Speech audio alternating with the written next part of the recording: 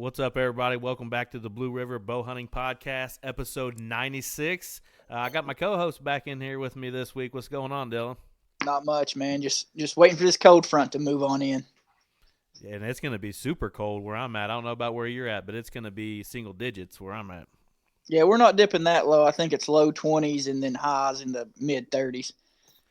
That ain't bad. Hopefully you good can. for around here. Yeah, hopefully you can get it done this weekend because it's your last weekend at it, right? Last weekend of deer season for you. Yeah. This upcoming weekend, Sunday closes it. And then it'll be ducks and then prepping for turkey. So. Oh yeah, we'll get to that turkey talking. We're gonna talk a little bit of turkey tonight.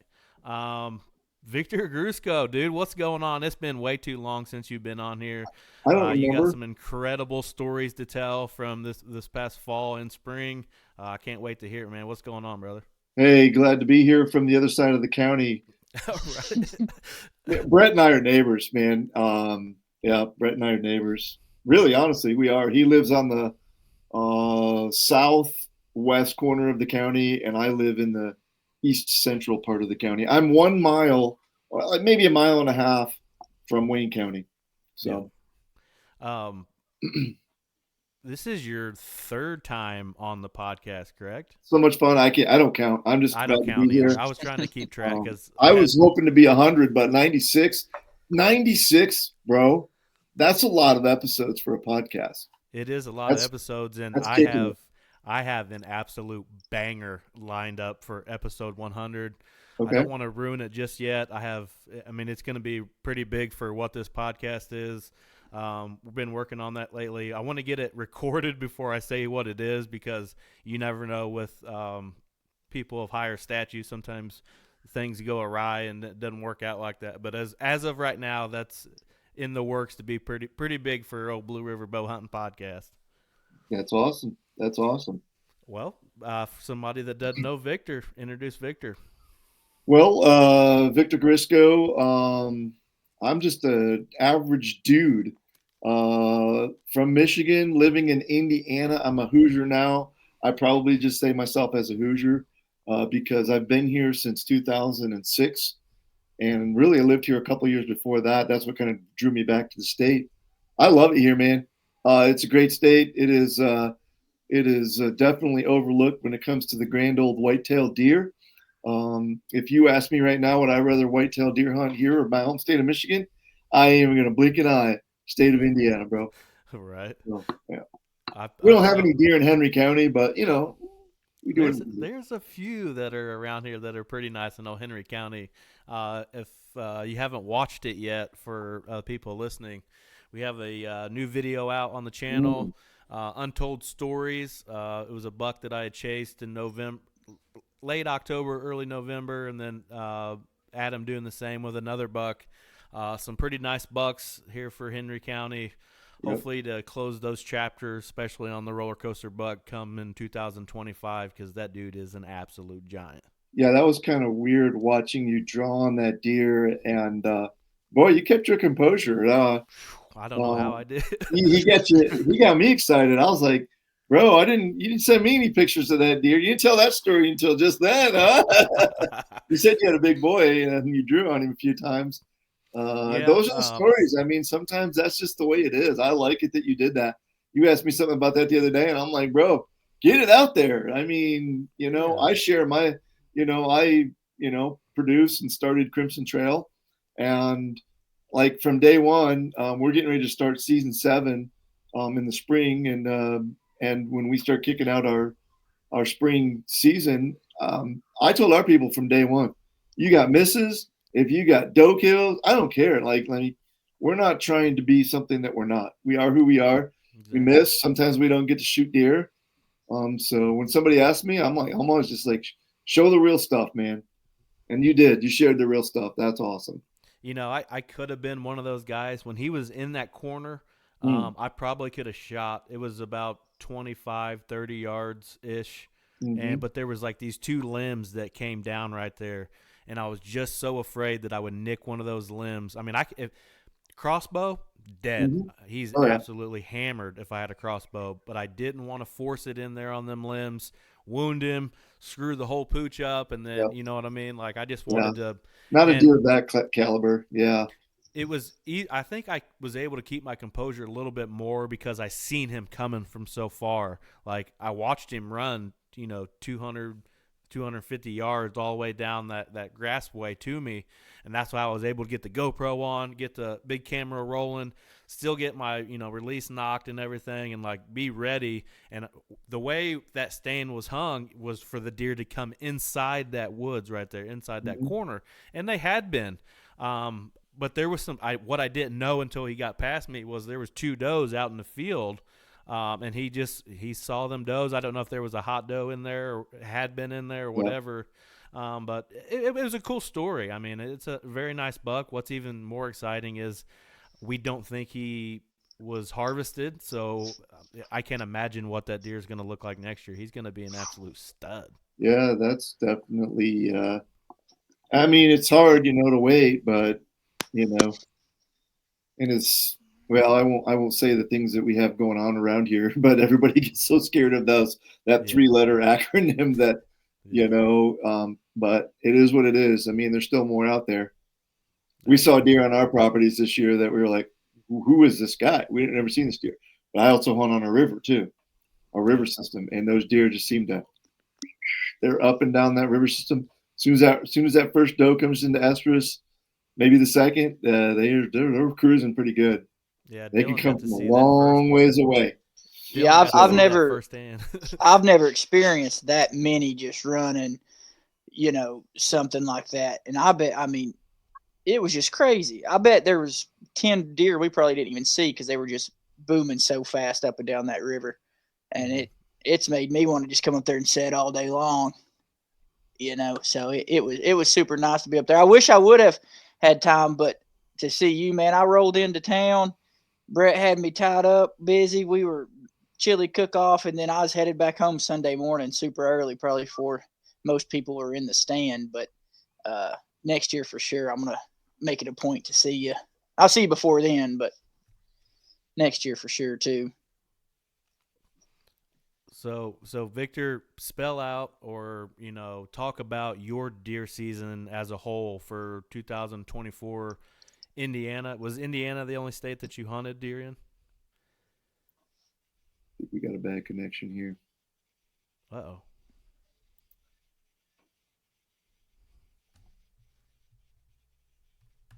Yeah, so my season this year, really, it kind of goes back to I spent the better part of the spring and then all summer preparing for my bear hunt, which was for me, it was, I'm trying to kill a bear with this bow up here in the antlers, and it's a recurve. It's 1960s model Shakespeare that was my dad's. And so when you go into the trad world, you have to practice like you don't practice with any other archery equipment. Every guy says, I shoot my bow every night. And when I shoot my compound, I'm not saying it's easy because you can still ding things up. I mean, I haven't, with my compound bow. But when you get into the trad world, like, it's amazing how frustrating it can be because it is so much of your form. And so you practice in different ways.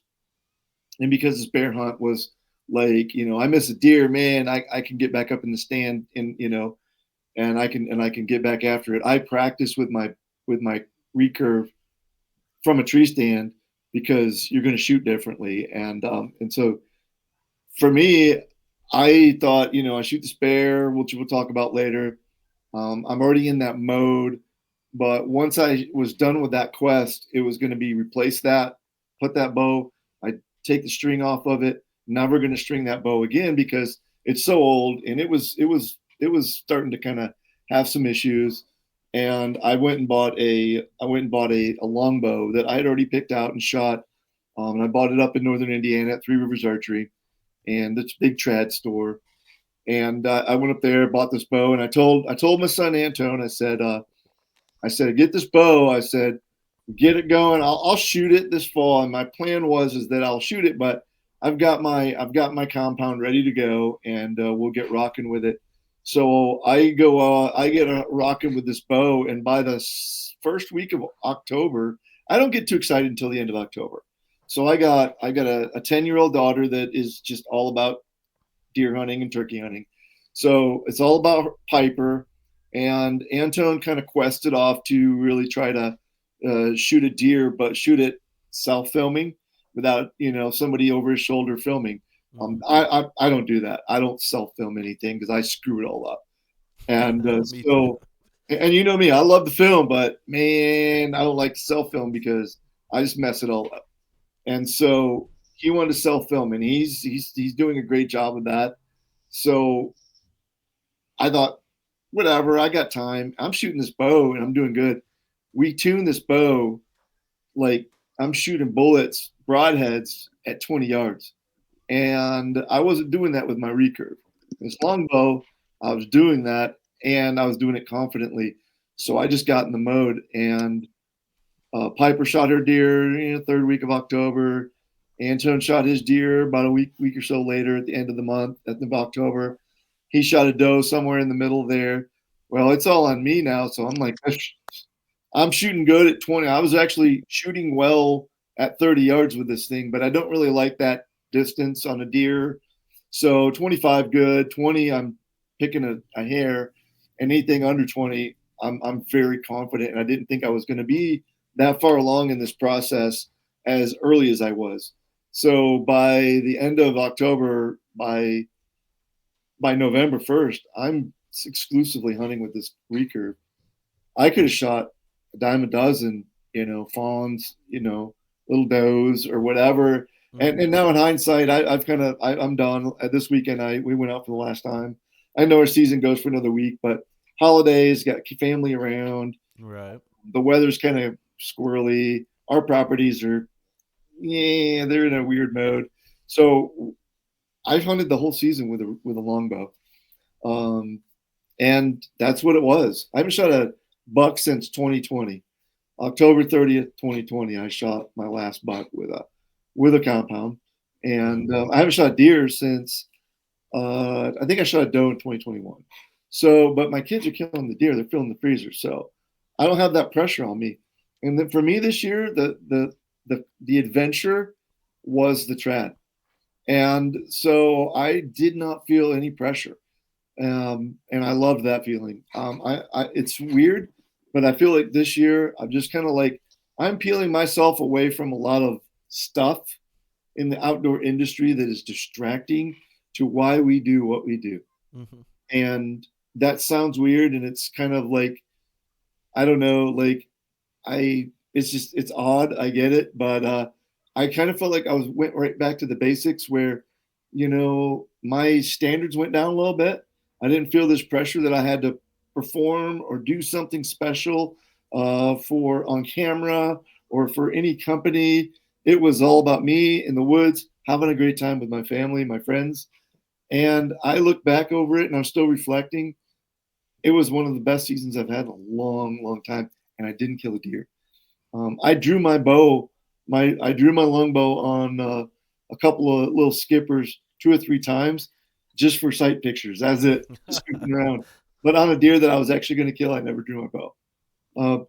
I had a 140, really good buck chasing a doe. Probably like in between Thanksgiving and the 1st of December. And he was at 36 yards broadside.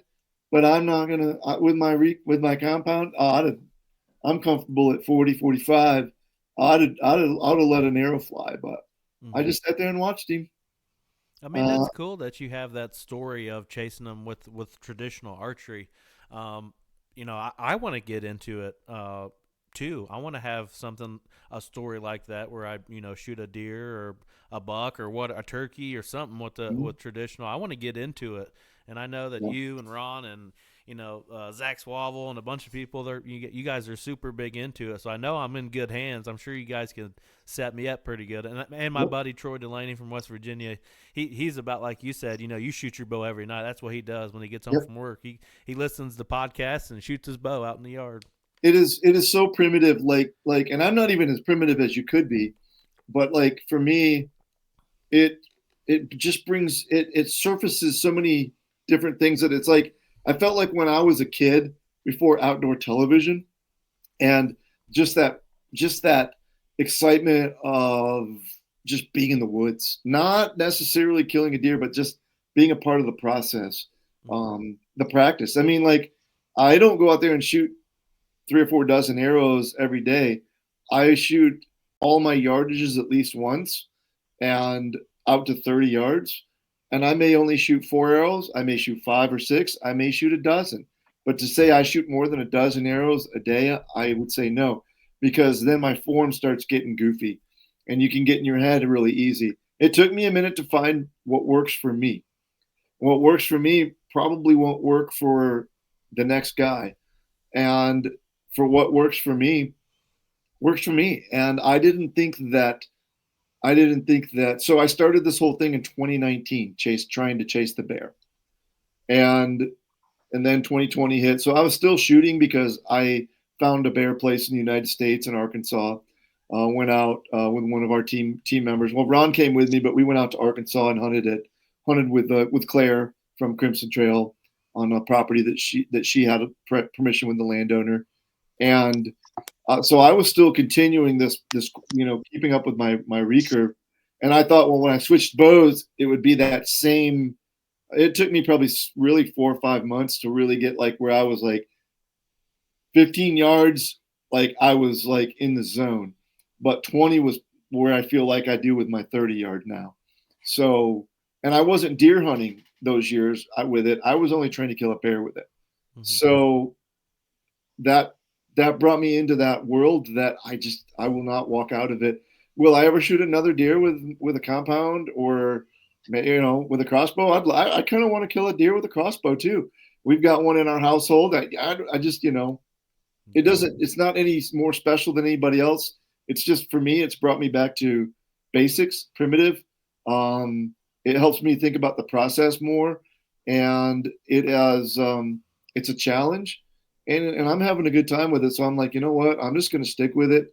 I thought, 2 or 3 years ago, if I would have had that buck within range, great buck, I'd have had him within range. And he was around me broadside for probably 5 minutes. So I had time to think about it. I would have probably been frustrated and upset. And my daughter was filming that. And so she had already finished out her season and she was filming it. So she wants to be in the woods. That's how much she wants to be in the woods. She was filming it. It was a nice evening and after school for her. And I had a 140 in front of us for about 7 or 8 minutes. I got about 7 or 8 minutes of footage. And I drove we ride e-bikes in and out of this property. I rolled out of the e-bikes just looking at the stars going, what a night. And if I would have been hunting with that pressure of, I've got to kill and I've got to get this on social media and I've got a Crimson Trail show, that on Carbon TV that I've got to produce a banger episode for, that pressure, I've been there and I don't want that pressure anymore. I don't care. Bro, if I shot a spike with that thing, I'd have probably been out of my mind. I would have been. I know I would have been. And it wasn't that I'm just trying to shoot small deer, but I mean, this is a new challenge for me. So I feel like I'm starting over. That's really what I'm searching for in describing this. I feel like I kind of started over again. It was like, oh, nice. This is cool. I remember those feelings. I remember that lack of pressure because this is my opinion. Social media is ruining hunting. It is ruining hunting. I will stand on that rock for a long time and preach that message. And it just is what it is. I'm not saying that social media is the evil. I'm just saying the way that we as hunters use social media and the way it pressures us to feel like we have to perform for other people, we are losing track of the basics of hunting, and this primitive stuff has brought me back to it. So I'm deerless. I've got so many memories, and I can't wait for next deer season. It's going to be exciting. I will be trad hunting with with turkeys. I will trad hunt turkeys. I don't know if I'll do it in Michigan. I don't know if I'll do it here in Indiana, but one of those two places, I will probably try to kill one with trad, and do the same thing. It's like it's something that some people describe it as a black hole. I describe it as an oasis that really just kind of brought me back to the basics. And I didn't think that was the way my deer season was going to go, but it's fun. It's enjoyable. I enjoy getting back to the basics. I Yeah. kind of did, and I try not to do kind of what you said, put pressure on yourself and all that kind of stuff. I try not to do that as much, Yeah. even though I run all this, all this stuff. But like when me and Dylan hunted, like we knew that wasn't the biggest deer ever when he shot. I knew that the one I was gonna when I pulled the trigger wasn't going to be the biggest deer ever. But Yeah. guess what? We hooted and hollered. We handshake. Yeah. We was hugging. I damn near teared up last Sunday when I shot that buck by myself with a muzzleloader because I had the miss the week before that.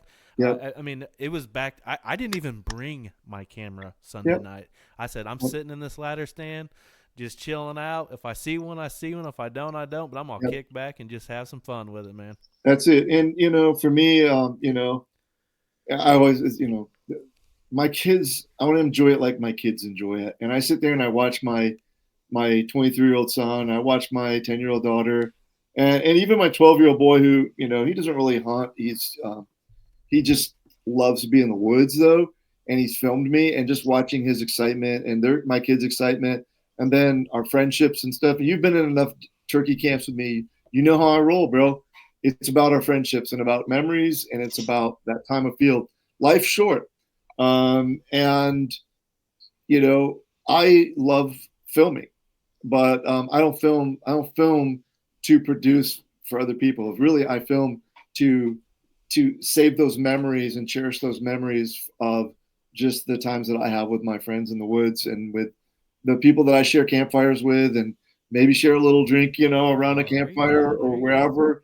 And, like this with when I met you, I mean, dude, we live in the same county, but I met you in the state of Michigan.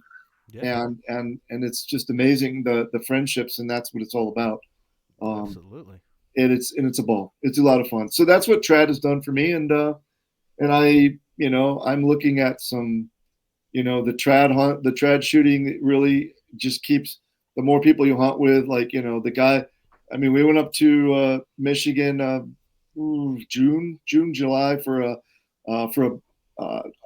we went up for a film festival, actually, Full Draw Film Festival up in Grand Rapids. And we were going up to watch that, but we went up and shot a 3D course with Jay Cross and Zach Salvel, and ended up being like, there were like 5 or 6 guys on their team that shoot trad. And now we've got on Crimson, Brian Wenzel, who is related to, the Wenzels, Barry and Gene, they're cousins. And so we've got him obviously shooting trad. John Reese is shooting trad. I'm shooting trad. Ron, Anton shoots a little bit of trad, but we're actually got 4 or 5 guys that are seriously hunting with trad. Ron shot his first trad deer this fall. Didn't get it on camera. He was frustrated. I'm like, bro, who cares? It was raining. It's still, the excitement's there. You still shot your first trad deer. Absolutely. We all have different, commitments to the camera, and it doesn't matter. What dictates for me is the friendships and the memories. So yeah, you should do it. If you do it, then you're just surrounding yourself with a bunch of crazy dudes that that are just having a ball with it, and you don't have to commit to it 100%. I have $300 wrapped up in my bow. That's what I paid for my longbow, and you can pay thousands and thousands of dollars for custom bows. I paid $300. That was what I had. That's what the leftover money I had from my bear trip. And I already knew the bow, and I didn't want to invest a whole gob of money into it. And you can get your arrows, and you can get your custom stuff, and your tab, and your quiver. You're going to wrap a little bit more money up in it, but I wanted to keep it simple, and it works. It really works. I love it. It's great. And once you kill something with it, that's when I think the addiction become real. It was a dream for me until I shot that bear. And then it changed. Something snaps in you, and it's a different drive.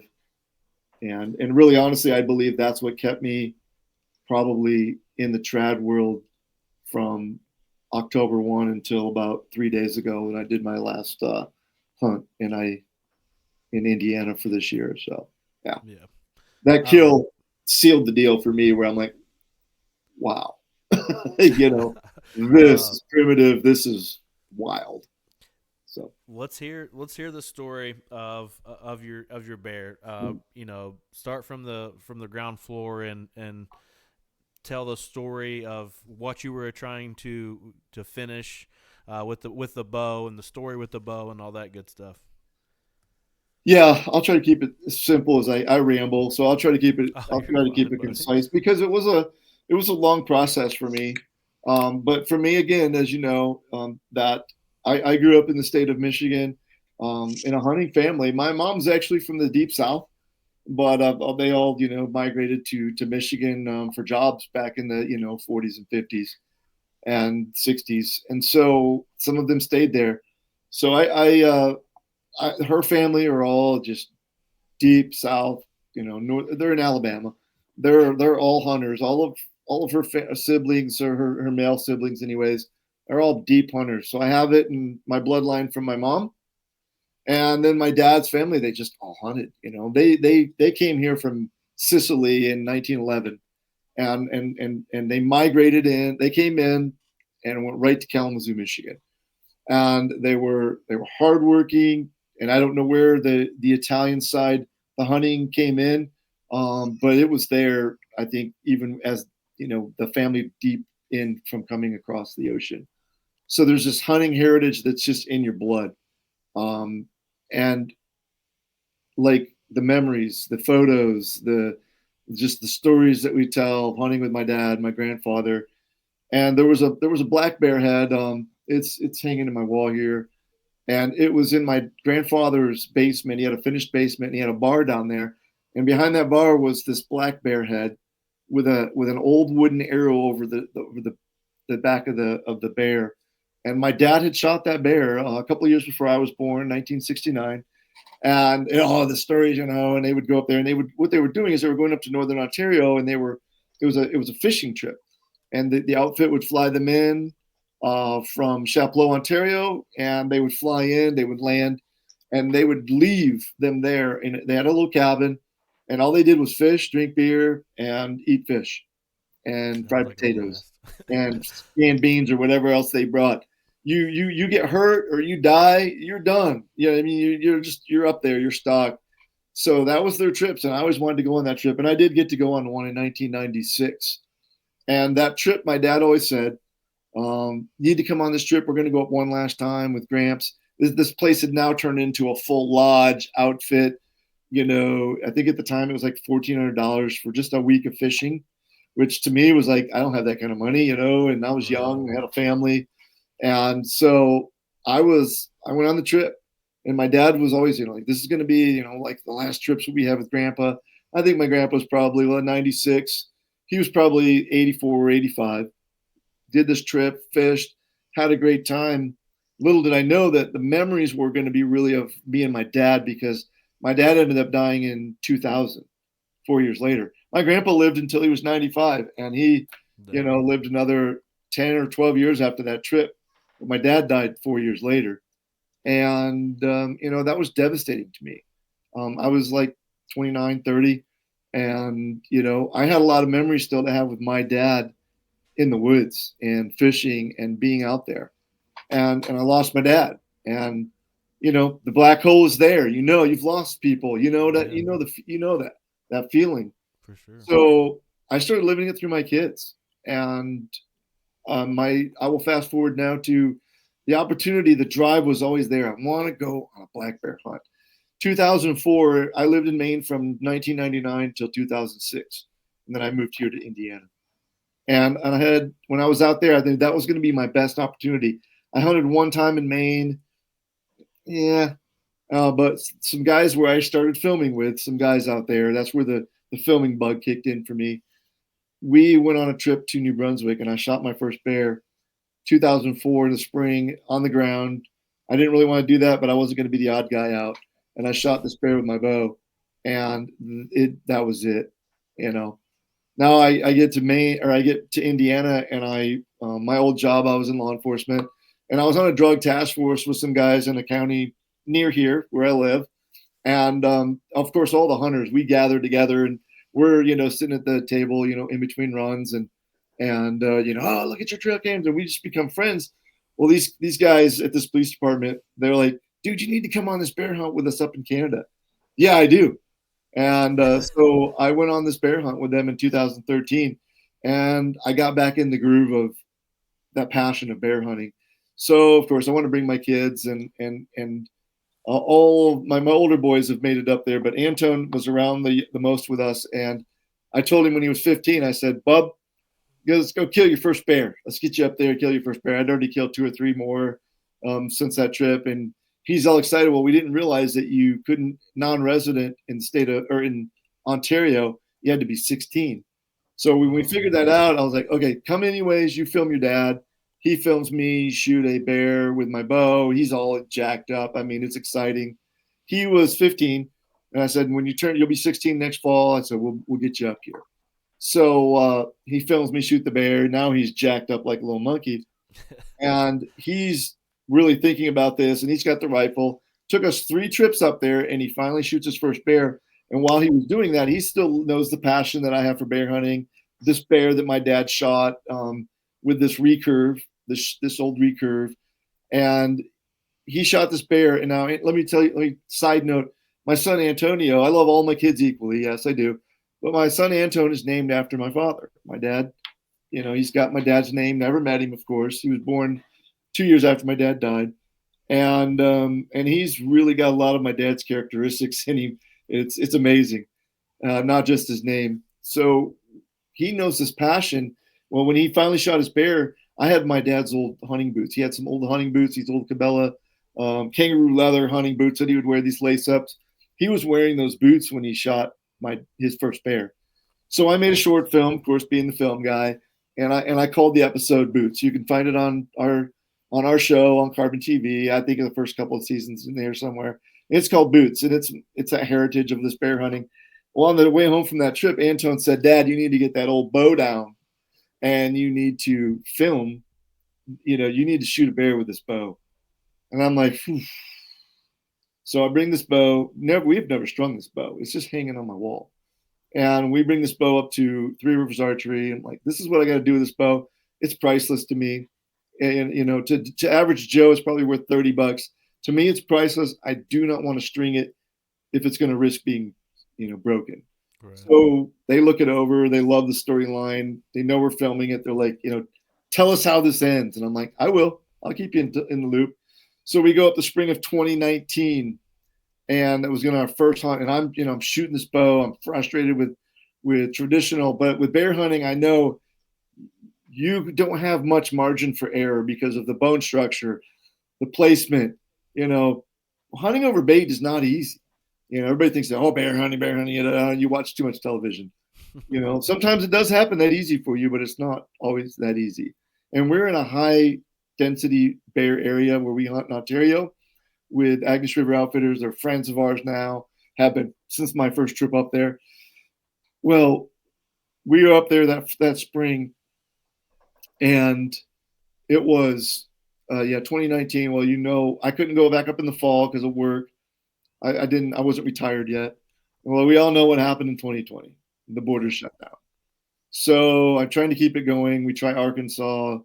I got COVID sick, whatever it was. Just before that trip, I was just healing up when me and Ron went out to Arkansas, and I get out there, and I'd been shooting daily, and then I had about a week and a half where I hadn't shot at all because I was so sick, couldn't even pull the bow back, and I was just getting to feel better. We get there, we had an Airbnb. I shoot the bow. I couldn't hit the broadside of a barn at 10 yards, and I was like, I'm not going to wound a bear. I pulled out. I had a Matthews at the time. Pulled the Matthews out. I'm like, and Ron looked at me and he said, Ron and Claire were there, and then Ron and Claire both said, this has to happen in Canada. And I said, I think you guys are right. I don't know if it's ever going to happen because, I'm not sure the borders will ever open or if I'm ever going to meet the regulations that need to take place to be able to, get across the border. So I just put it away that, okay, it'll happen in Canada one day. Well, finally the borders opened back up, and I get back up there the fall before last, 2022. And then 2023, I hunted the spring. And then, I hunted the fall of 2023. That's what it was.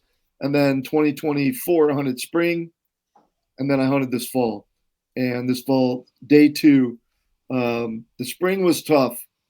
It was tough on me. Let me back up. The fall hunt, the first fall back up there, there was a little fire, blew some wolves over into our territory. On top of the wolves, they live in, territories and packs, and we had a few wolves around always, but now we got like triple the amount of wolves we normally have, and it just disrupted the whole thing. We saw more wolves than we did bears. Damn. And we had one guy out of like 5 shoot a bear, and the other people weren't even seeing bears because the wolves were just so many up there. So we were frustrated with that. Now we go the spring hunt, and it was, had some guys killing bears, but I just didn't have any on me. And then we went up in the fall, and for me, it was perfect because it was the right people that needed to be in camp. With my core circle of guys that I wanted in camp with me for that special hunt, and it worked out perfect. And we hunted one stand the first night. The thing with bear hunting is it's easy to start chasing your cameras and to go, oh man, there's bears over here. We got to go over here. Be patient, sit still. And so for me, I was like, first night, I'm going to hunt in the ground blind because we didn't have time to set up a stand, but we'll go set up the stand and then we'll hunt the special. I have a bait that I just like to hunt, and it's set up perfect because for me, I practiced from 8 yards up in the air, and I practiced shooting sitting down for bear because I didn't want to stand up. Now they're gone. I didn't want any movement. Just like there's the bear, we're just sitting here, and then when I get my shot, the only movement I make is the whack, just like that. So the way the stand is set, the way that is pointing, I know these areas, and I know out of 39 baits, or so that the good childs have, I can really, with the trad equipment, I can hunt like 3 of them. So, and I know they're all good baits, and they all change from year to year, but I knew that was going to be probably the bait. Once we get on it, we're staying with that bait. We're more than likely not going to move the whole week. So first night, didn't see a bear from the ground blind set. The next night, we went right to the bait that we had planned on hunting. And when we were walking in, it's thick. It's very dense. The boreal forest is very dense, and it's mossy. So, but you can hear things when they're moving. Bears do make some noise, but sometimes they don't. And when we were walking in, we couldn't see the barrel, but we were only 25 yards from the bait. But the way we come in, we couldn't see the barrel, but we heard a bear running off of the barrel. It's the only thing it could be. It wasn't a moose. Squirrels don't make that much noise up there. And we knew it was a bear. So we just like, let's go, let's get up, let's sit down. And 45 minutes later, we see our first bear. And we had 45 minutes of, at one point, Anton, he's got his headphones on. I've got a mic right here, and he's like, Dad, I can hear your heart beating. And I'm like, you should feel it in my chest right now. And that bear played with us a little bit, and then we realized it wasn't one bear. There were 2 bears because he kept charging out. He would come in about 40 yards. He'd just sit there and look at the bait. And then he would wander back out again. And you think, oh, he's gone. No, he's going to come back. And they'll test your patience. And he come back in. He did that 4 or 5 times. And then the one time when he came in, when he went out, there was another bear over here to our left. And I was like, we have 2 bears. Then we got really excited. We had the one bear. He came in to about 15 yards. I'm lefty, so I couldn't turn and shoot, but it was too thick. Anton wasn't going to risk moving, and he couldn't turn and film it. But for 20 minutes, I got a bear at 15, 20, 25 yards. And then all of a sudden, I heard this crash, and he rips out. And Anton's like, oh, no. And I'm like, no, it's the other bear. The other bear was pushing him off the bait. And then he came in, and he would come in, and he would walk away. He'd get a little closer. Well, I knew I got my 10-yard spot right here. And I'm going to kill something. He gets in my 10-yard spot, he's done. That's how confident I was with that bow.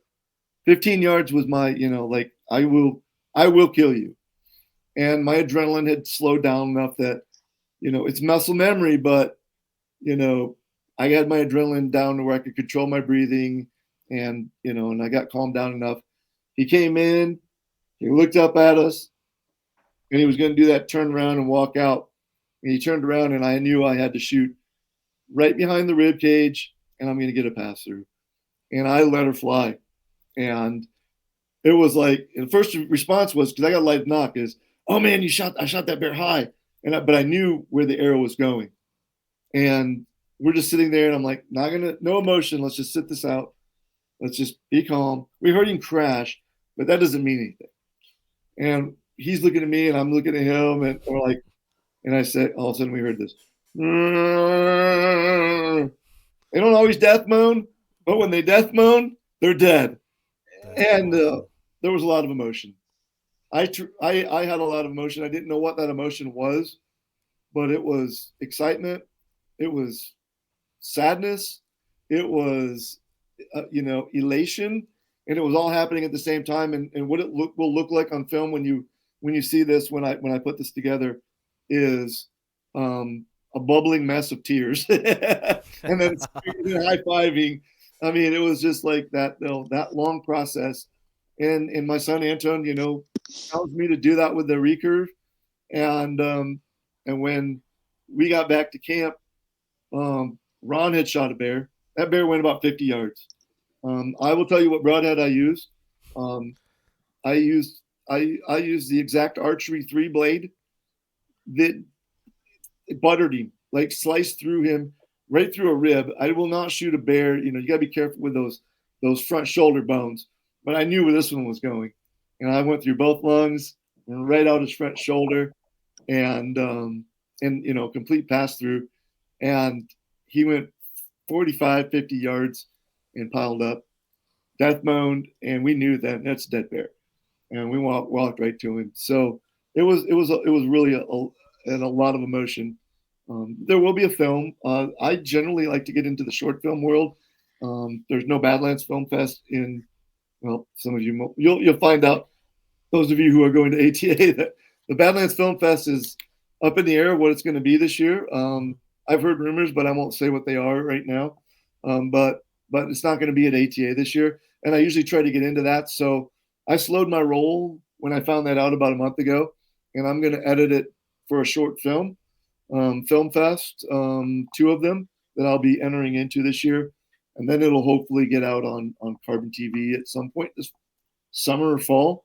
But when it is, we'll let you guys know. We'll promote it. But we have it's quite a story. And to have my dad's namesake film it, he was wearing he wasn't wearing my dad's boots. We just had him at camp. And but with my dad's bow, we finally got that done. And it tears me up just even thinking about it now and the memories of that. But maybe that was what really, like when I was done, I didn't even care if I killed a deer or not, but I did have fun, and it pushed me into the trad world. And I took the bow down. When we destrung it, we, had a little, ceremony's not right, but we just had a little moment. Like, this is the last time this bow will ever be strung again. And I had some of my best friends in the world there, besides my son Antonio, and sharing that camp with Chris Lavarge from Canada. Met him through the ambassador program with Nexus. We've just become best friends over the years. With Ron Howard there, same thing, met him through Nexus.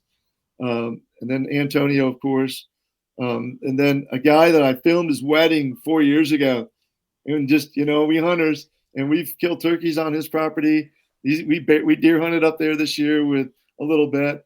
And he wanted to bear hunt, and Michael, got to come up with us, and then Jake Brower and his dad in camp, and we were just all sitting. We destrung this bow, and that's it. And I'm going to hang the arrow and the bow, and my arrow that I shot this bear with in a shadow box in my den, and Ron's going to make it for me, and that's where it'll be. And now I've got new memories to make with this reflex deflex longbow that I have. That hopefully we can start killing some stuff with it pretty soon. I mean, that's an incredible story. I mean, not only I knew the basis of the story, but when you get into telling me, like, Anton's named after him, he has characteristics like him, and stuff like that, it makes it gives it a little bit more emotion. You want me to throw another little detail in there? I'm a very detailed guy, like little things. So Antone started this whole thing of he likes to fletch his own arrows, and he's doing a lot of arrow stuff and his trad stuff. So a good friend of ours, Michael Stonebreaker, is tradding a little bit now too, and kind of a shameless plug, but he's got a arrow wrap company called The Boutique, and we've just become friends over the last year. He lives about the same distance from me as you and I do, only in Wayne County, and this like he made me this he was a part of this story, to be honest with you. This summer we met and we were talking about some different things in the industry and what he was doing, and we had lunch, and about a week later he sends me this picture of a half a dozen arrows that he had custom arrows that he had made for me for my trad bow, because we were talking about weight, and that was one of the things that was missing in my equation was I wasn't tuned to, and the arrow wasn't tuned to my bow the way it should have been. And he added some weight and he did some things for me. And he really brought me to that next confidence level with where when I got those heavier arrows that were spined right, I started shooting more consistently and better. And he gave me that confidence that I needed. So Michael had a part in that. But the side story is Antone ripped those fletchings off, and he'd bought his own. I guess we were taking right wings off of our turkeys, and he was playing with them last year, and then this year we were saving our turkey wings from all of our turkeys, me, him, and Piper, and we were putting them in a bag, labeling them because I wanted one arrow with my turkey feathers, one arrow with his, and one arrow with Piper's, and I shot that bear with an arrow that he had cut the feathers and put them on, did the sinew on there, and he had put them on, and it was Piper's actual turkey from this year that she shot here in Indiana. So I had two with hers. One of them I lost in Michigan at the 3D shoot that we did with the MSO guys, Mid-State Outdoor guys, and I was sad about it. They spent a half an hour digging around. I'm like, guys, I have to bury an arrow in Michigan, I guess, to get to this, to deal with this. And I said, I've got another one with Piper's feathers, and I shot that bear with that arrow with Piper. So I had incorporated a lot of things with my kids into this hunt, because to me it's about that nostalgia of the memories, and those are the things that help like carry on this tradition lifestyle that we have as hunters through our families. And it doesn't have to be your own kids; it can be your friends. Is through whatever traditions you have. And for me, incorporating those little details tells that story differently, and it drives it a little bit more. And it's not always just about killing stuff. It's a reminder to me. It's not just about killing stuff. It's about our time. It's about our families and our friends. So, yeah, that's all I have on that story. It means a lot to me. I can't wait to share it on film. Yeah, I can't wait to see it. And but it's a lot of fun. So yeah, get into it, boys. Get you some trad equipment. Let's get going with it. Come on now.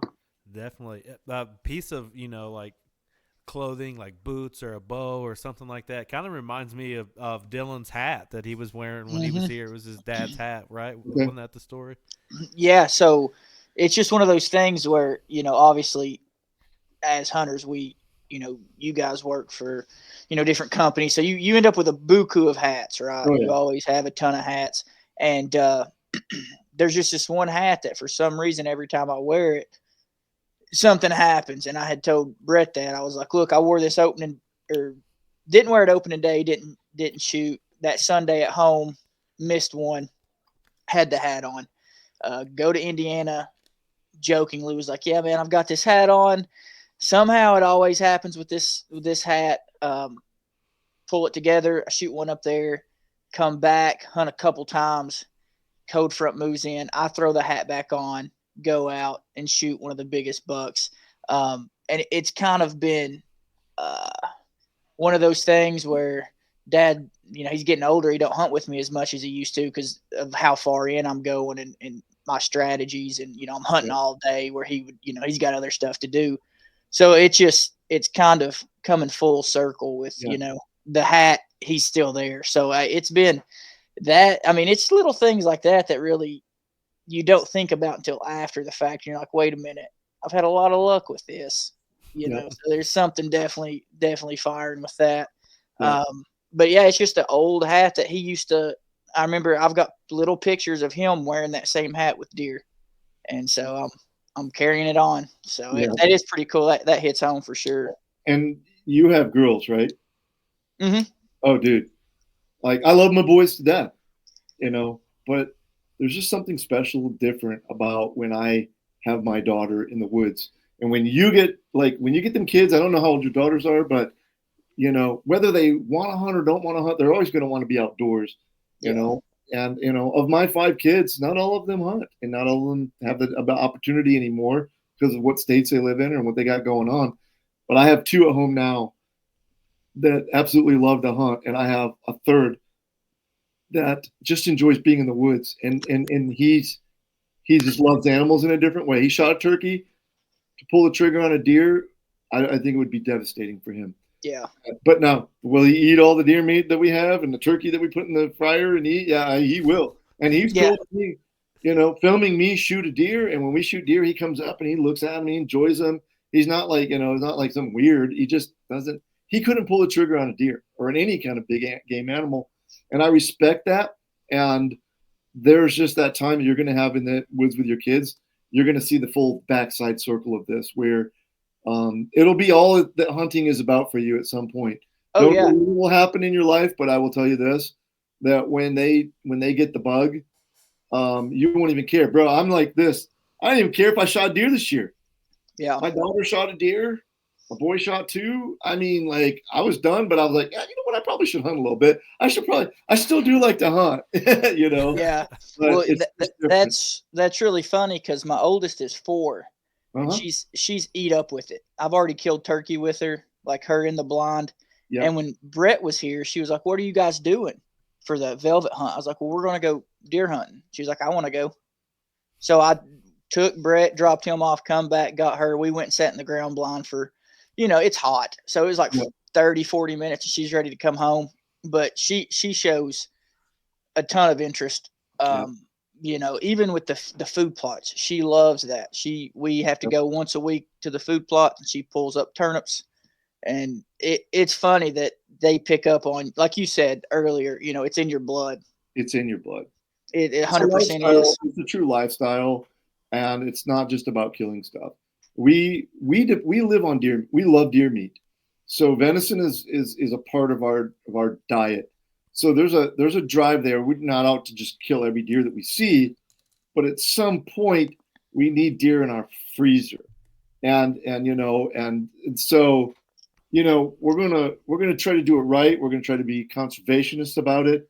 We're gonna do what's right, what we feel, but ultimately, for my wife is not a hunter and she doesn't come from a hunting family, but like she wants a certain quota of deer in our freezer because we love venison. And we, the bear meat, yeah, we're eating it now. And, I just got it mostly made into sausage, but I mean, like we depend on deer meat and venison. So you got the same thing coming up with your little guy there, Brett. I mean, yeah, he's, I grew up such an athlete and into sports, and I really didn't get into hunting until I was about 13 or 14 years old. Mm-hmm. And I always thought, when I'd have a kid, I was such into waterfowl like Dylan is in my 20s. I always thought, whenever I have a boy, he's going to be a world champion goose caller at 3 years old or something, But I didn't quite get that. My boy's more of the artistic. He loves to draw. I'm very talented at drawing and art stuff, and just overall smart kid. And I wouldn't change that for the world. Nope. There's going to be one day it's going to snap for him, and it's going to be like, okay, I want to go with Dad to the woods. And it may be a different sport that he enjoys in the woods too, and you just find it out with your kids, and right. When I found that out with my son Dom, he was really not, and I wasn't going to push it. And I know, yeah, you still fit into this family, bro. I mean, right. And it is what it is. And but for me, with the hunting stuff, it's just trying to find that. It's always trying to find that balance. And again, falling back on trad, I feel like it's helping me backtrack a little bit into balance, because I was getting a little unbalanced with it in the filming and stuff. I have a different passion for the filming. I do it for a living now. Filming helped me retire early from law enforcement. and I took an early retirement, and now it's my job. I mean, like I own a media company, and I that's how I make a living now. So like the filming of hunts, let's be honest with you, there's no money in filming hunts. Right. There's money, you're spending it. Yeah. And I wouldn't have 90% of the camera gear that I have right now if I wasn't making a living off of my cameras. Mhm. So, it's funny to me to, get on social media. I had a guy today, didn't know me from Adam. And I made a comment on a post, and it had to do with hunting celebrities. And it wasn't controversial. It was, but like, people wanting to be celebrities in the hunting industry. That's why I say social media is killing it. Absolutely. Because it's making people be something that they're not anymore. Mm-hmm. And they feel like they're doing stuff. Their motivation is for the love of likes and all of this stuff on social media. Same thing with, in the hunting industry, I am slowly peeling myself away from all of the distractions of, companies and personalities. And I just want to be with my friends in the woods, and I'm going to film stuff. You can watch it if you like it. You don't have to like it. I'm not the best filmer in the world, but it's just a lot of fun telling those stories. And I love telling other people's stories. Jordan Brown from, was number 95. Yep. On your podcast, got to meet him through the Nexus ambassador program, and I've got footage of his that I'm going to put into a Crimson short coming soon to Carbon TV near you. What? Dude, this is a great guy, and he's fun, and he's just, I mean, dude, he's just having a good time. He's fun to hang out with. I have never met him a day in my life, and I feel like he's like a long lost cousin of mine from Michigan, and he might be. Who knows?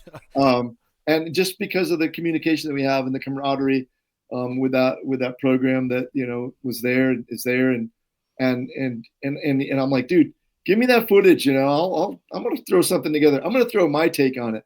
So he gave me the footage. So yeah, we're gonna do a little Crimson short on that. I'm surprised Jordan Brown isn't on Crimson Trail. Has that? Well, he's going to be really soon. So I don't really, I got some core team members. My core team members are people who edit and or who have been originally with me. But if you look through our stuff, I mean, I've got a lot of hunts up there that I mean, like Crimson Trail. I mean, like I don't have an application process.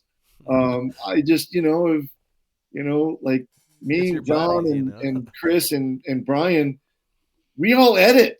So, I mean, of course we're going to be, a core team, but like, we don't, like we're trying to, I think John was actually trying to get some of Jordan's footage to edit something of his.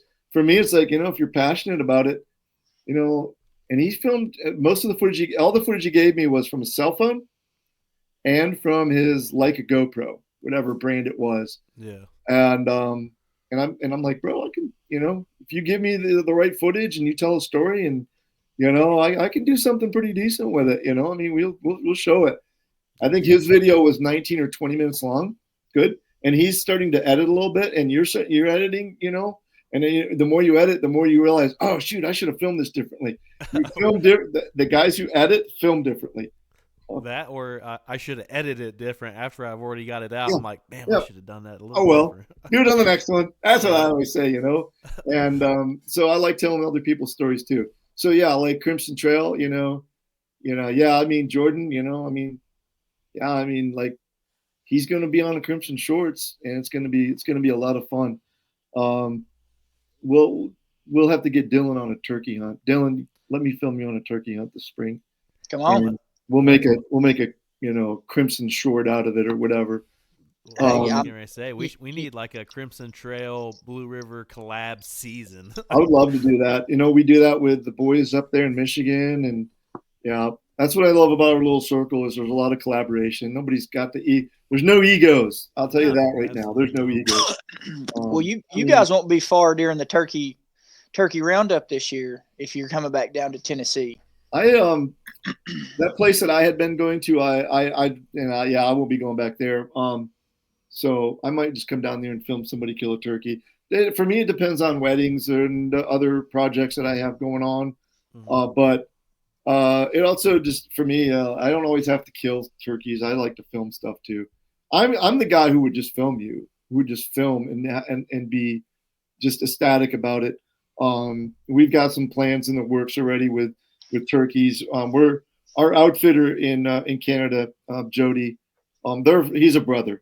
Like I mean, we're blood brothers, and Jody has never been around turkeys before, so we're going to have him come down this spring to Indiana, and we're going to turkey hunt with him. Of course, I'll be hunting Indiana as well. And then I always make my Michigan trip. And this is all, within 2 weeks of that Michigan trip in May, I'm on my way to Canada. So I'm not a rich man. So my travels are based, solely on my ability to just, be able to do cheaper, less expensive trips like that. So if I come to Tennessee, it will probably just be filming for a couple of reasons. Number one, I don't really, killing turkeys is fun. I absolutely love it, but I'd also like it's a great time to run the camera on people too. So yeah, we might work something out down there. We should. You should come down opening weekend then, because Brett will tell you we've got turkeys and we've got plenty of spots. Yep. Bow fishing is that time of year too, so yep. We could shoot some turkeys and go bow fishing. That'd be a lot of fun.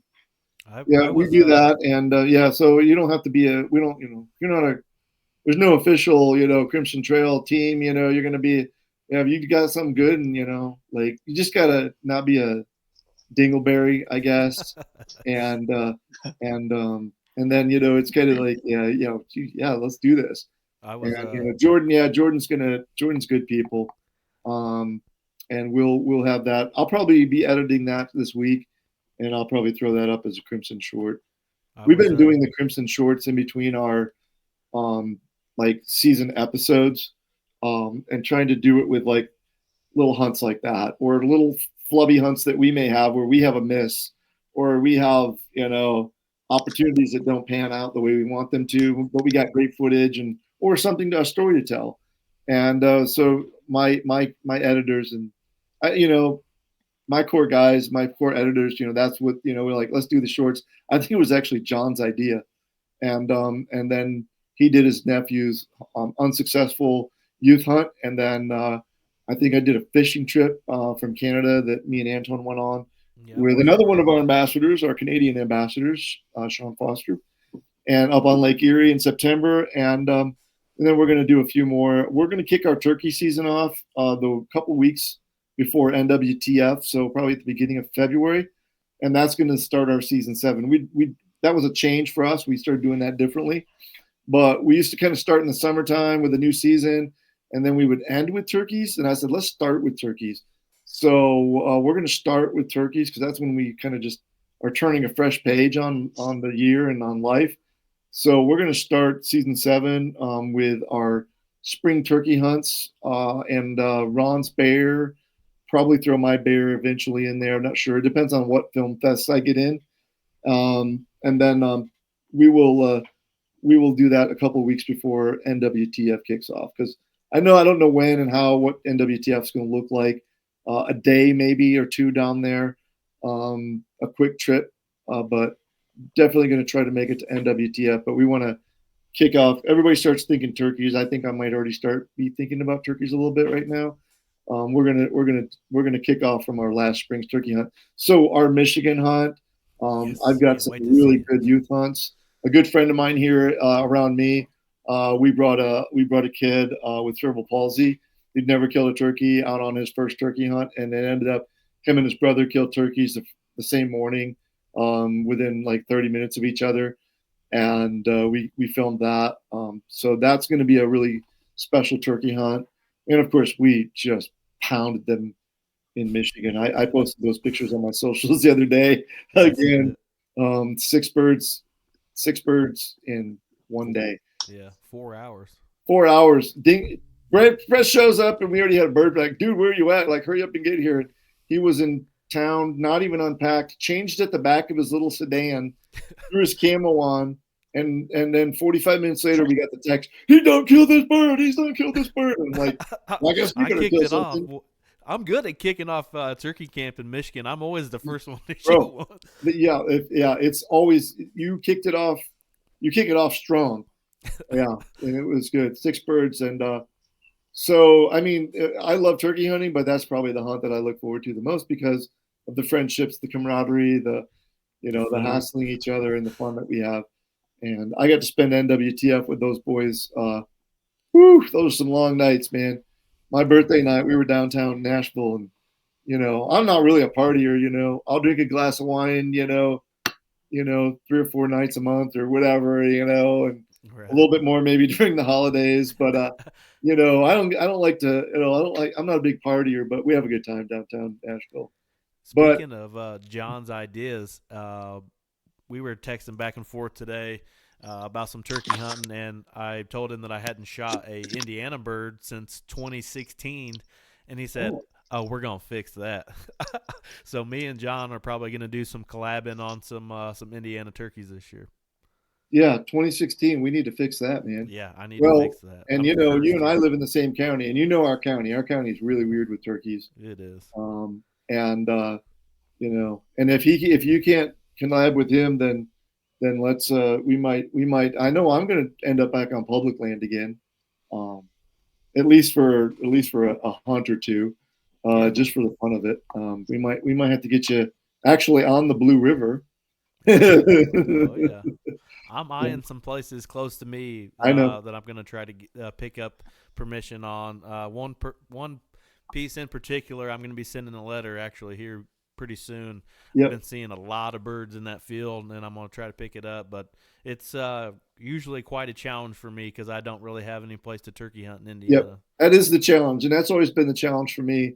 I've never had a problem picking up stuff for like my kids and whatnot, But yeah, me personally, it's always been a little bit of a challenge in our county. If you get something local, then in front of Dylan, God, and family, and friends listening to this podcast, just let me know and I'll just come film you. Hell yeah! So then John doesn't have to drive 2 hours over here to right. to film you. If he wants to come over, you'll have 2 cameras on you. That, or I could get it done maybe up there if it happens sooner than getting it done here, and we get Adam on one. We'll film him. No, we'll get Adam on one. We'll get Adam on a bird. Does he get excited when he shoots turkeys? Well, he hadn't shot a turkey in 21 years until last year, and I had the opportunity to. I told him, I said there was 2 jakes coming in. He hadn't shot a bird in 20-something years. I'm like, you're shooting the first bird that we can legally shoot. Right. And I had the opportunity to pull a double with him and chose not to shoot the other jake. I should have blew the brains off that thing. Yep. Just for the fun to say I doubled with him, Yep, that's it. He doubled again the last day there on a longbeard with my buddy Troy Delaney. They doubled up on the last morning. That was in West Virginia? Yeah, West Virginia. Yeah. Because I remember seeing that. Yeah, that would be cool too if we could film that. And to me, it's like, well, you know how I run my collab films, Yeah. We're gonna promote the snot out of our friends, and absolutely. I promote Blue River bow hunting, just like I do Crimson Trail, or Same, just like I do with you guys. My brothers from the Mid-State Outdoors. They're brothers, they're family. And I don't care what camo you're wearing. I don't care what broadheads or what arrows or what bow or what gun you're shooting. And I mean that. I don't care if you're wearing Mossy Oak, Realtree, both at the same time. Honestly, I don't care if you're wearing Sitka. I'll make fun of you the whole time I'm around you, but I really don't care. And so, yeah, we don't care. We just like that fun and camaraderie. So, bring it, man. Let's do it. We'll get the spring. The best and easiest collaboration is turkey hunting. Oh, absolutely. Sure. And I'm almost 90% sure if Adam's schedule works out, he'll be down here hunting with one of my buddies. Okay. So, I mean, it'll probably be another, we had such a great time last year at the roundup. Mm-hmm. If, we'd love to have you down here. I would rather have been at your roundup, but, I couldn't hurt the feelings of the guy that brought me down. And but we like had a good time. Yeah. that would that would have been more. How many people did you have at that? What was your? Like 13 or so. Yeah, that's a great time. I Oh, it was think perfect. there was people coming and going. Yeah. There was like 9 to 10 people that were still out chasing turkeys that didn't make it because they were hunting, and then they were roosting birds, and we ended up, Brett had brought his family, so our families, we all ended up going out to a Mexican restaurant. Yep. And then getting ready for the next morning. But this year, I think it'll be even better. We're gonna have another good group of guys. I'm hoping another great number of birds, and then hopefully we'll go out and bow fish a little bit, and then just have a good time because it's perfect. That's the perfect weather around here. That sounds like we'll keep that one definitely. I would come for that. And I know Ron would come for that.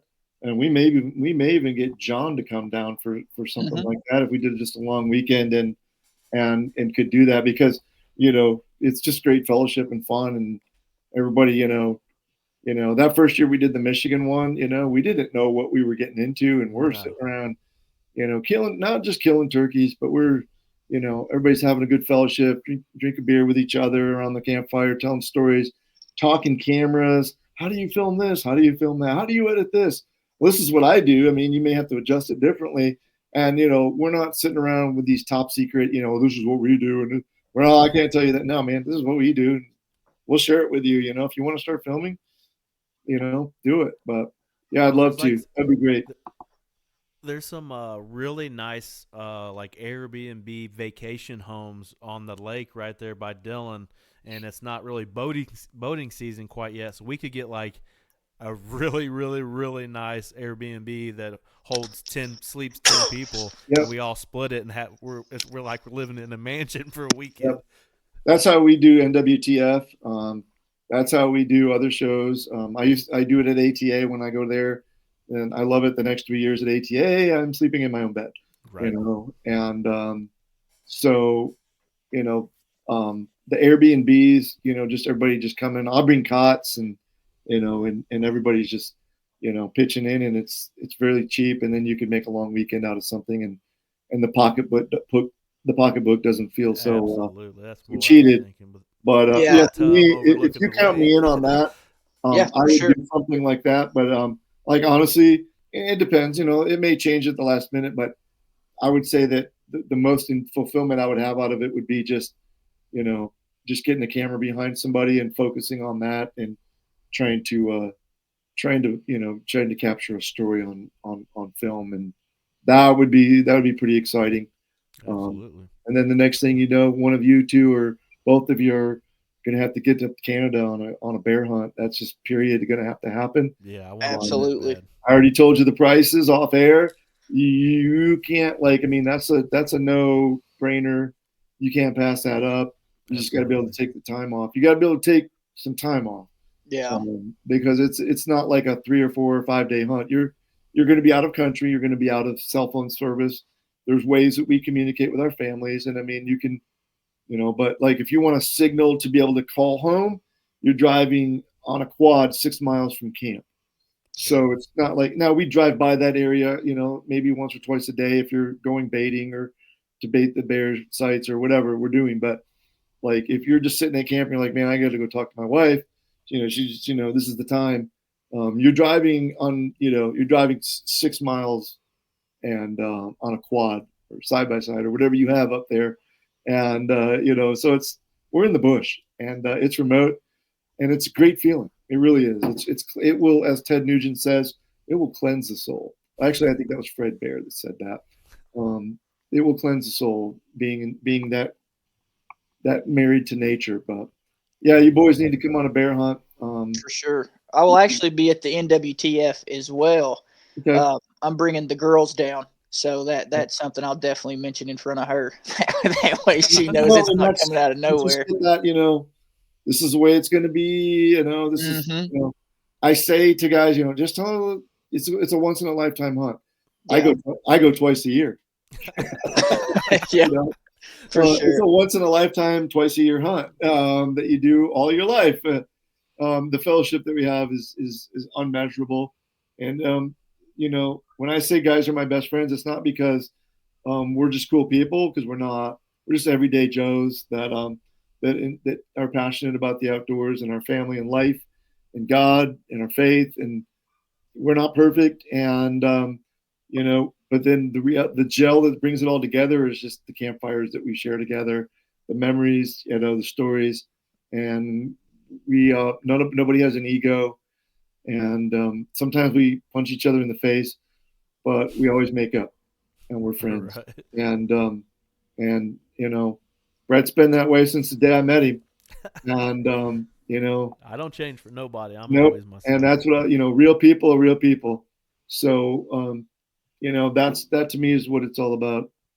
And to share a camp in Canada, boys, you won't be the same. I will tell you that you won't be the same. And you'll have to do that for sure. So NWTF is a fun time. We will definitely see you there. And I will be there at least a day. I try to be there for a couple of days, 2 or 3 days. I'm going to try to make it. I don't know if it's going to work out, though. I got a lot of stuff going on in that general time frame. So I'm going to try to make it, though. Yep. I know the Michigan boys aren't going to be making it this year, but I will try to do it. I'll try to do a day, but if I miss the NWTF, my life isn't over. Yeah. Right. Yeah, we shoot down and enjoy it and then come home. It's not a. It is definitely hard to not spend money there, and that's part of the problem, But I have some things I'm working with and working on, and I'll probably more than likely be there for at least a day. And I think John's going to try to come down for it as well. I'd like to see that. Yeah. And then it's March, and then everybody's really thinking turkey. My very first turkey hunt that I went on into Tennessee, still a 4-bird year, and I was filming Josh Hagerman, who used to run the ambassador program for Nexus. And Josh asked me, I had just joined up on the team, so it had to have been at least 7 years ago, maybe 8, 2017 or 18. I don't remember. I think it was the spring of 18. And he said, hey, would you come down here and film me? I got an invite. And he was down there in the same area that I was at last year, and I'd been quite a few times. And the opening day was March the 31st. Yeah. That's crazy. And it was 30 degrees. It was frost on the ground. And the birds were hammering. Mm-hmm. Hammering. And I was like, I'm in Tennessee and I'm freezing. And I think, what did we kill? I think we killed 2 birds that year. And then I went back the next year and I shot 3 birds out of 4. I gave up the 4th bird. That I wanted the guy that was hosting me to, come on, you got to kill a bird. He's like, I got until, the end of May, and I'm like, yeah, but I want to, you don't have me here filming. Let's film it. And I shot 2 with my bow and 1 with my shotgun. Wow. And in between, he missed one with his bow at 5 yards, trying to shoot it in the head. Wow. He pulled an Antone. And Tennessee just blew my mind. And I think you're now a 2-bird state, but I don't care. Yeah. I just killed 1 bird. I was happy. But Tennessee is just definitely a beautiful state to live in. And then you got Ron Howard, who retired to Tennessee. Then he went back to Michigan.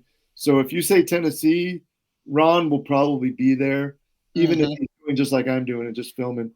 Like Tennessee is a part of the thread of Ron and his wife Michelle's DNA now. So you might get heck, he might, I don't know. I mean, he lived in the Cooksville area whenever, but I brought him on a turkey hunt with me. I said, man, coming down here with me. And he went down, and it was before he moved down. He was taking pictures, back up, taking pictures of, real estate signs. And I don't know how long after that. That was in April. And I think that fall he moved down to Tennessee, found a place, bought it, moved to Tennessee. So you'll probably have him down there if you get him down there this spring, he's probably going to be doing more looking for real estate signs and properties. Yeah. He'd be a great neighbor for you, bub. Absolutely. That's what I told him when he told me he was, if I seen anything to let him know. So I've been trying to find him, whatever I can and text it to him. But that's what. Get him close to you, man. That'll be a that'll be a lifelong friend. Absolutely. And Yeah, that's what I told Brett, man. I was like, you've got to try turkey here. I was like, it's something that's just like, it's just crazy. And even our deer, we had unfortunate circumstances to where Brett didn't make it back down for like our actual deer season. But um, Tennessee is a great state, finally, especially for turkey, but it's catching up on deer. So we're getting there, and the bow fishing stuff. There's still not a lot of people around here doing it. Yeah. So if you guys come down, we go out, we might see one other boat. That's it. That'd be great. I'd love to film that, but I know like my son Anton, he's got a bow fish set up, bow rig, fishing rig, and he did it a lot. I know he's done it in South Carolina and some other places, but that'd be a lot of fun. It's an absolute blast. Yeah. Makes those early mornings hard to wake up, but it's definitely worth it. Sleep is overrated. You get your sleep. Get your sleep the week before you come, and then just go full board. So. Absolutely. Well, buddy, it's been a blast having you back on. Been great, man. I appreciate it. No problem, man. Yeah. Let everybody know, where to find Crimson Trail and what you got coming up and all that stuff. Yeah, we kind of highlighted most of what we got coming, but we are currently exclusive on Carbon TV. It's an app that you can download on your smart TV, your Roku, your phone, your computer, wherever. Just go to Carbon TV and then search for Crimson Trail. We've got 6 seasons up right now. We'll be kicking off season 7 in February. A lot of turkey hunts, bear hunts, deer hunting all over. We've got it. Mostly my crew is from Arkansas, Indiana, Pennsylvania. We're pretty diversified little group of people that just are passionate about the outdoors. So absolutely. Yep. Well, we definitely appreciate you coming on and tell your story about the bear. Everybody, go hit that like and subscribe button for us if you're listening. And thank you in podcast land. We got episode 96 coming up next week, and we are creeping closer and closer to that number 100, Dylan. I'm pretty excited. I'm excited too, and we'll get there before we know it, I'm sure. Oh, absolutely. And then we got ATA coming up. I'm going to try to get some interviews and some content from that, and Indie Expo coming up as well. We got a lot of stuff coming forward. Me and Dylan are buckling down on this podcast. We will be here every week for this foreseeable future, and there may be a week or two we may take off here and there. Definitely when it gets closer to turkey and we're chasing birds and whatnot, but. We're definitely glad to be back. I'm definitely glad to be back on StreamYard. I can tell you that much. Absolutely. But thanks to everybody for listening, and we'll catch you again here next week for episode 97. Cheers. Cheers.